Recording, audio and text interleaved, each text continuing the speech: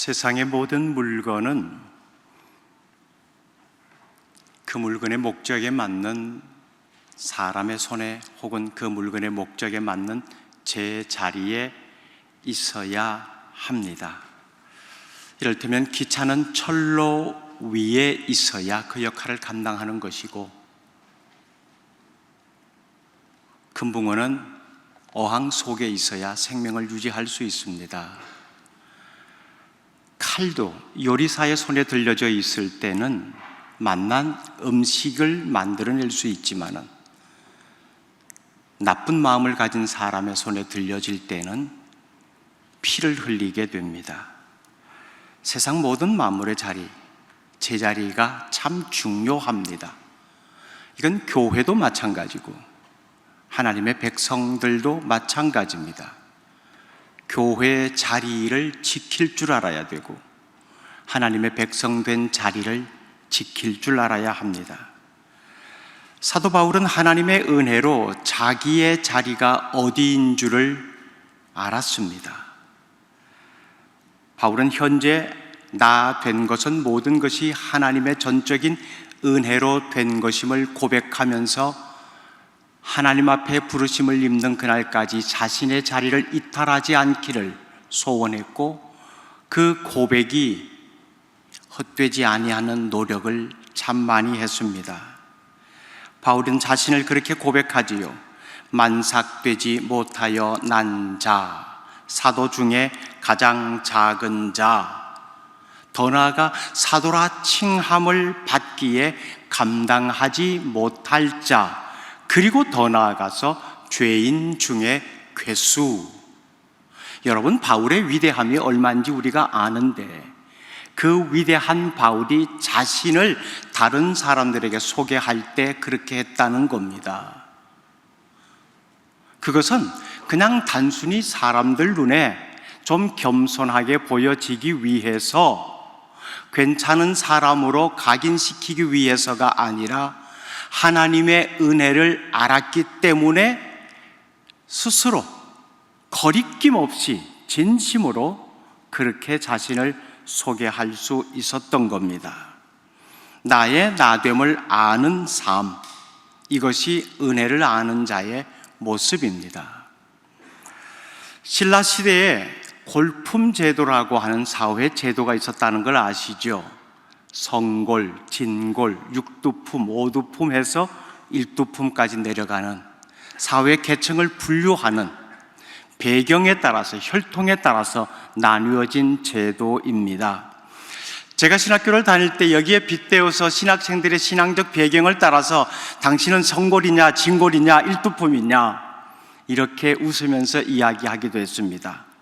성골, 진골은 부모가 목회자이거나 적어도 장로인 경우에 그렇게 불렀고요. 일두품인 경우는 당대에 예수 믿어서 자신 홀로 신학생이 된 경우를 말했습니다. 참 장난도 많이 쳤습니다. 그 제도에 빗대어서 저를 소개한다면 저는 성골입니다. 아버지가 목사였기 때문입니다. 지금도 그 성골은 더 확실합니다. 목사의 딸을 만났기 때문입니다. 이 정도면은 최고의 신분을 가진 목회자가 되겠지요. 신학교 입학시험 치를 때, 면접을 볼 때 면접관들이 꼭 이렇게 물었습니다. 올라오느라 애썼습니다. 땀을 흘리면서 올라오는 그 길을 말했겠지요. 하나님이 불러서 왔습니까? 당신 스스로 불러서 왔습니까? 한 번도 모든 것이 다 하나님의 부르심이다라고 생각했던 상황에서 내가 스스로 불러서 왔다? 그럴 수도 있겠구나. 그런데 정답을 말해야 합격되기 때문에 언제나 정답을 말합니다. 하나님이 불러서 왔습니다. 그러나 중간에 스스로 부르심을 받아서 스스로 불러서 온 친구들도 있어서 그 친구들은 또 떠나기도 했습니다. 지금의 여러분 각자가 외모도, 건강도, 가정의 배경도, 학력의 정도도, 혹은 사회생활을 하다가 오신 분들 사회적 경력도 다양할 것입니다. 그러나 그것이 우리를 하나님 앞에 세우지는 못합니다. 성골의 진골의 배경이 하나님의 일꾼으로 세우지 못한다는 말씀입니다. 우리가 자랑할 수 있다 하면은 내가 지금 여기에서 공부하고 있는 것, 혹은 이 과정을 끝내고 목회 현장에서 목회를 하고 있다면 이 상황 속에서 하나님을 등에 업고 이 귀한 일을 할 수 있다고 하는 것은 오직 하나님의 은혜입니다 라고 하는 것밖에 없습니다. 요즘에 그리스도인들이 세상으로부터 참 많은 욕을 듣고 받고 있습니다. 그런데 아니라고 항변하는 것이 더 우리를 비참하게 만들기도 합니다. 차라리 입을 다물고 있는 것이 나을 때가 더 많지요. 왜 이 시대 그리스도인들이 세상을 향해서 우리가 가진 힘이 이런 정상적인 힘이고 이런 힘을 통해서 여러분들을 살리고자 합니다는 것을 당당하게 보여주지 못할까요? 제자리를 벗어나기 때문에 그렇습니다. 인간의 욕심이 과해진 것도 하나님께서 정해주신 자리를 벗어났기 때문입니다. 이곳에서 자연 친화적인 삶을 살면서 자연과 더불어 하나님께서 주신 다스리고 정복하는 그 사명을 감당했어야 했는데 악의 꾀임에 빠져서 그 자리를 벗어났습니다. 자기 자리 만족하지 못하고 욕심 부려서 남의 자리까지 빼앗기도 하는 일이 다반사고요. 자기 자리에 오래 있는 것이 실정이 나서 이 자리 저 자리 옮겨 다니는, 그러면서 하나님의 이름을 더럽히는 이런 모습도 흔히 볼 수 있게 되었습니다. 이것은 곧 다른 말로 표현하면 거룩을 잃어버린 것이죠.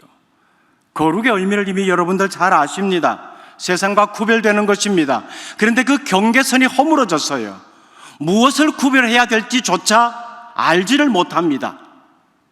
분명히 구별된 모습이 있어야 되고 경계를 넘지 말아야 되는데 경계를 오락가락 넘었다 말았다 하면서도 자신이 경계를 넘고 있는 줄 모릅니다. 모세가 이스라엘 백성들을 하나님의 말씀에 따라 이끌어내려고 할 때 바로에게 가서 이 백성들을 데리고 광야 가운데로 가서 예배드리도록 허락해 주십시오 라고 요청했을 때 바로의 말은 이 땅에서 너무 멀리 가지 말고 아이와 여인들은 남겨놓고 갔으면 좋겠다, 볼모를 잡으려고 하는 거죠.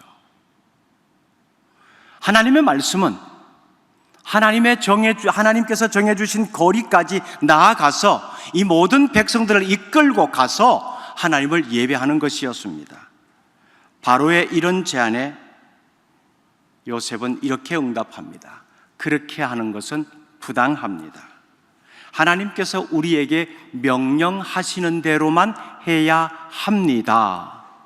이것이 거룩을 지키는 것입니다. 아이를 남겨놓고 가는 것 더 안전할 수 있습니다. 분녀자들을 놓고 가는 것이 더 안전할 수 있습니다. 하나님이 말씀하신 거리보다 짧게 가는 것 덜 피곤할 수 있습니다. 예배를 드리는데 문제 없습니다. 그런데 하나님은 거기까지 가서 이 모든 사람들을 다 데리고 라고 하셨거든요. 하나님이 말씀하시는 것 어느 한 부분이라도 빼먹거나 변형시키거나 왜곡시켜서는 안 됩니다. 이것이 거룩을 훼손하는 것이 됩니다. 다윗이 골리앗과 싸울 때도 마찬가지입니다. 골리앗은 최신 전투 장비를 가지고 있었습니다.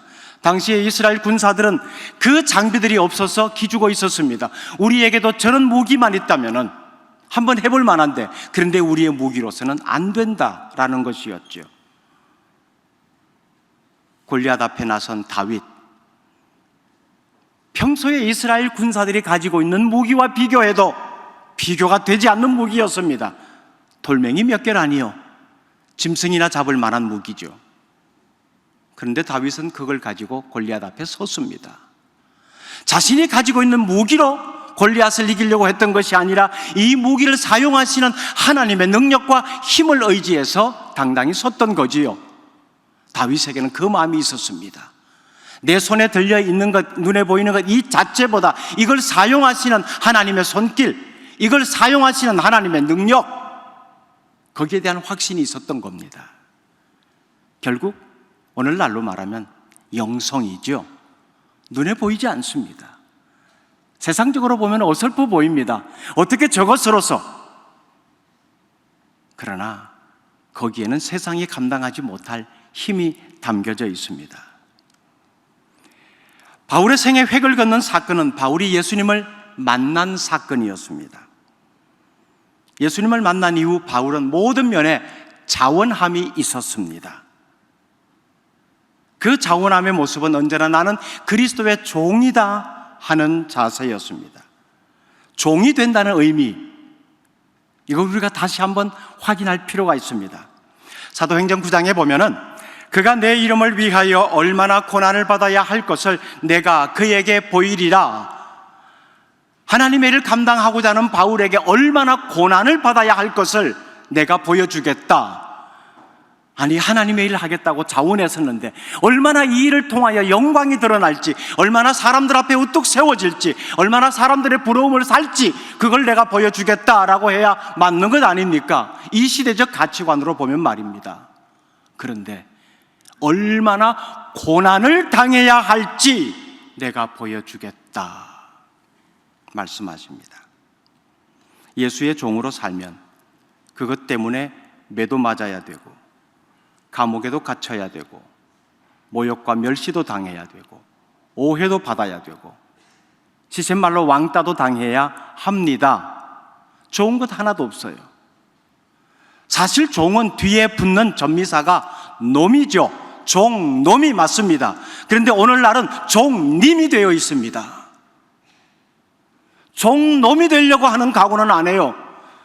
종이라고 하는 데는 이의가 없습니다. 우리가 하나님의 종입니다. 나는 하나님의 종입니다. 그런데 종님입니다. 정말 죽으려고 하려고 예수를 믿습니까? 정말 내 가진 것을 버리려고, 내 힘으로는 버릴 수 없으니까 예수 이름으로 버리려고 예수를 따르십니까? 섬기려고 내 의지로는 무릎을 꿇을 수 없고 섬길 수 없기에, 남의 때 묻고 냄새나는 발을 만질 수 없기에 예수의 이름으로 그 발을 만지려고 하십니까? 포기하기는 너무 아까운 것이 많아서 도저히 내 힘으로, 내 의지로, 내 생각으로는 포기가 안 되기에 예수님 내 삶의 주인이 되셔서 이거 포기하게 해주십시오 라고 해서 예수님의 이름을 부르십니까? 우리 제발 정신 차려야 합니다. 코로나 팬데믹의 상황이 많이 정리가 되어가고 오늘도 이렇게 그립고 함께 하고 싶었던 하나님을 예배하는 자리에 장신 공동체 전체가 모여 있습니다. 지난 세월 동안 얼마나 이 자리가 그리웠습니까? 얼마나 이 자리를 사모했습니까? 그래서 드디어 회복이 되어져 간다라고도 말을 합니다. 회복. 여러분, 회복이 뭘까요? 특별히 우리가 신앙인으로서 회복을 어떤 의미로 해석해야 할까요? 회복은 외침이 아닙니다. 제자리로 돌아가는 것입니다. 이탈된 자리에서 아무리 회복을 외쳐봐야 회복 안 됩니다. 하나님이 원래 정해주신 그 자리로 돌아가야 돼요. 너는 여기에서 이 일을 하는 거다. 너는 여기에서 매를 맞는 것이고, 너는 여기에서 오해를 당하는 것이고, 너는 여기에서 다 내려놓는 것이다. 그게 하나님이 정해주신 자리예요. 근데 하나님, 제가 그 자리보다 이 옆자리 가면은 내려놓지 않아도 되겠죠? 뒷자리로 가면은 포기하지 않아도 되겠지요? 한 줄 더 앞자리로 오면은 더 존경받는 사람이 되겠지요? 라고 하는 욕심이 여전히 우리 가운데 있다면 우리는 회복을 말할 수가 없습니다. 이탈된 거리가 아무리 멀어도, 자존심이 아무리 상해도 인정할 것은 인정하고 제자리로 돌아가야 합니다. 그렇게 되지 못한 이유 있다면은 우리의 모습이 삶이 세상과 너무 닮아 있기 때문에 그렇습니다. 거룩하게 살기를 원하는 마음들이 우리 모두에게 없지는 않습니다. 그런데 거룩하게 살면 살수록 우리 삶의 상처가 이만저만 생기는 것이 아닙니다. 그런데 성경은 그 상처를 그냥 상처라고 하지 않고 흔적이라 합니다. 스티그마라고 하는 표현을 쓰잖아요. 그리스도 때문에 생긴 상처입니다. 나의 나됨을 아는 사람은 내 삶에 이런 상처가 생기는 것을 결코 두려워하지 않습니다. 이것은 상처가 아니라 예수의 흔적이 되기 때문에 그렇습니다. 이 흔적은 존경받는 자리에서, 높임받는 자리에서 생기는 것이 아닙니다. 종놈이 될 때 생길 수 있는 거예요. 한국인에게 마늘 냄새가 나죠. 이 냄새 하루 이틀 먹어서 나는 것이 아닙니다. 점심 때 삼겹살과 더불어 마늘 먹었다고 저녁에 냄새 나는 그런 마늘 냄새가 아닙니다. 오랜 세월 동안 마늘을 우리의 밑반찬으로 삼아 먹었기 때문에 피부에 배어들어서 땀구멍을 통해서 나는 냄새가 바로 그 냄새입니다. 우리가 하루 이틀 예수 믿은 것이 아닌데 그러면 왜 우리의 피부를 통해서, 우리의 땀구멍을 통해서 예수 냄새 안 나는 걸까요? 그래요. 1년, 2년 예수 믿었다면 아직 축적이 덜 돼서 안 날 수 있다라고 합시다. 그러나 이미 수십 년 믿으신 분들 많으시잖아요.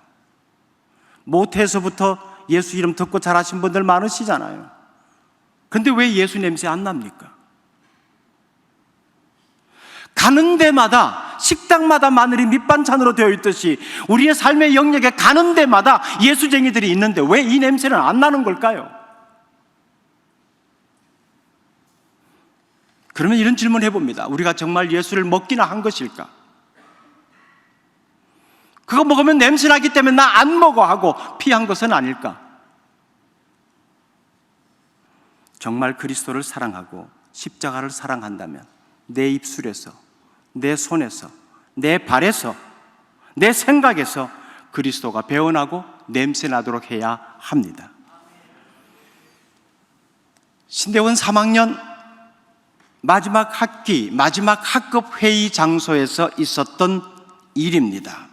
학급 회의를 하면서 찬송을 부르겠습니다 하고 이런 찬송 불렀습니다. 푸른 바다 나서니 몸 어디든지 가오리다. 그러더니 의장하고 손을 듭니다. 이 찬송은 1학년 때 부르는 찬송입니다.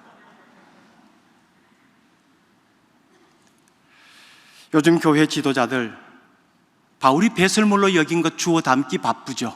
왜 이 아까운 걸 버렸냐고, 왜 이 값나가는 걸 발로 차버렸냐고. 이게 얼마나 값어치 있는 것인데, 이것 하나면은 내가 저 자리 갈 수 있는데, 이거 2개 가지면은 이런 역할을 할 수 있는데, 바울이 배설물로 여겼던 것, 그게 너무 소중하게 여겨지는 겁니다.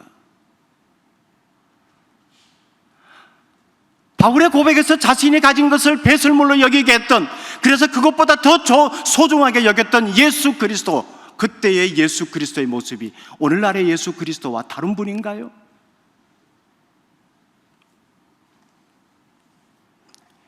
예수님의 길은 올라가는 길이 아니라 내려가는 길입니다. 군림하는 길이 아니라 섬기는 길이고요, 소유하는 길이 아니라 나누는 길입니다. 남을 못 박게 하는 길이 아니고 내가 못 박히는 길입니다.